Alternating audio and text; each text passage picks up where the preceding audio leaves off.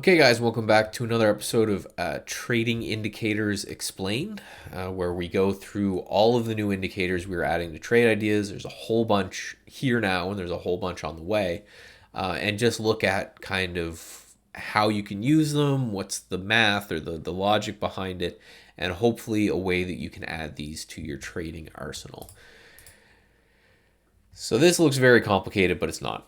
With the Bollinger Band, which is what we're doing today, it's essentially a 20 period moving average and two standard deviations from that. So if you remember way back in your statistics class in college or high school or wherever you took it, there was that bell curve, right? And most occurrences occurred within that two standard deviation time, right? That's all there is.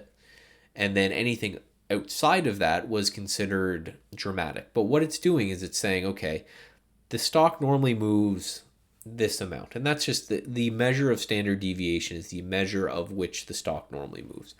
So basically by saying two standard deviations from that would be an unusual move. So let's just track that out with bands. So here's a way to how you would add it in trade ideas and how you would use it. You can see the orange lines on the top and the bottom. Those are the Bollinger Bands. You could add that 20 period moving average to the middle if you'd like as well. Actually, and then let me get out of here so you can see the whole thing. So here what we see is, move that over a little bit there. So here's what we see is a scan, and what we have is a position in Bollinger Bands range. So anything over 100 is going to mean that it's over the top of its Bollinger Band. Anything under 0 means it's going to be under the bottom of its Bollinger Band. 50 would obviously be the middle as well. So that's how you get it, and how you find it is you right click on your charts, click on indicators, and you should see that indicator list there as well. So how do you use it? So this is the unrecommended way of that, in which people use it as overbought and oversold type of indicators, where they look for a stock that's gone a little bit too high and they short it and then they buy it at the bottom. It's not the way John Bollinger expected it, right? It's not the way that it was meant to be used, but that is one way of using it. It's the same as we talked about with the RSI and the Williams %R. Again, all of these are going to be in the video description below. All of these, the playlist for this, there's going to be hopefully tons and tons as we continue to add more indicators to trade ideas.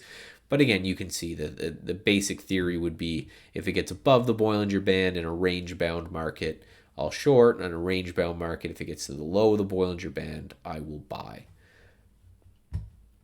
Right. Note I said range-bound market because you don't want to be just trying to pick tops and bottoms on very high trending market. The other way is a trade exit. So for example, here on Netflix, if you were long, maybe off this support area in here and things pushed higher, maybe you'd say, okay, well, we got to the end of the Bollinger Band, we pulled back right away. Maybe it's time, it's over two standard deviations away from that 20 period moving average. Maybe it's time to take a little bit of profits on there. Next usage is a volatility metric. So if you pay attention to these purple lines that I drew, you can see how it does a very good job of saying, okay, the stock is not very volatile here. It is very, very volatile in here. And then again, it's not very volatile here. This is more of how the intended purpose was to use it as a volatility metric to say, how much is my instrument moving? And is this a time that maybe I want to be involved or not be involved?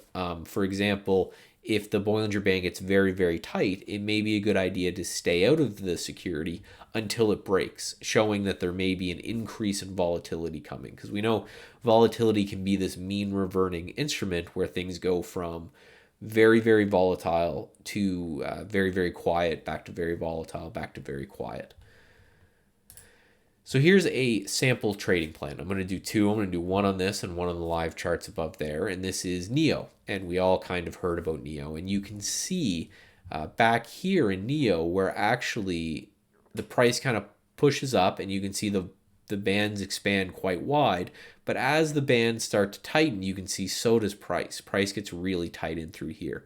And then it breaks out of the band as well. This is more like the intended purpose where you look for a trend, you look for a decreasing of volatility across that trend, and then when it breaks its Bollinger Band to the side that continues the trend, that is your initiation signal for a buy in hopes of increased volatility to come. And you can see what happened here in NEO. Now let's look for a chart, and this is just a live version of what I just showed you here on Nike, in which you can see the same kind of a thing, right? We had Nike trending up in through here, pulling back, and then as it's consolidating, the bands are getting tighter and tighter and tighter until they get really, really, really tight in through here.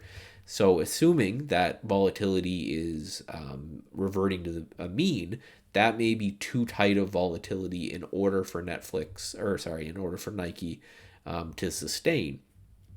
So as it breaks out and closes above the upper end of the Bollinger Band, that may be an indication of, okay, now not is only is Nike pushing higher and it pushed above this price action, but volatility could then be expanding on Nike as well. So that would be a time where you may be interested in getting involved, because we want to be in instruments that are moving, right? So that to be moving, they have to be in a sense volatile as well. And as I talked about before, we had a little push above the Bollinger Band here. That may be a nice place to take profits. You can also see on the other one as well, in which it kind of pushes down here, and that may be a continuation to push higher, right? Same as we kind of saw on the oscillators. When you're looking for a trending stock, it may be good to have the stock trending higher and come back and put in that oversold condition for a continuation up move, just to make sure that you're not chasing the stock as it goes, but you're waiting for that pullback. So again, I hope these help. I love doing them, so I will continue to do these videos. Check out the playlist for every single indicator that Trade Ideas has and try to find one that meets your trading style.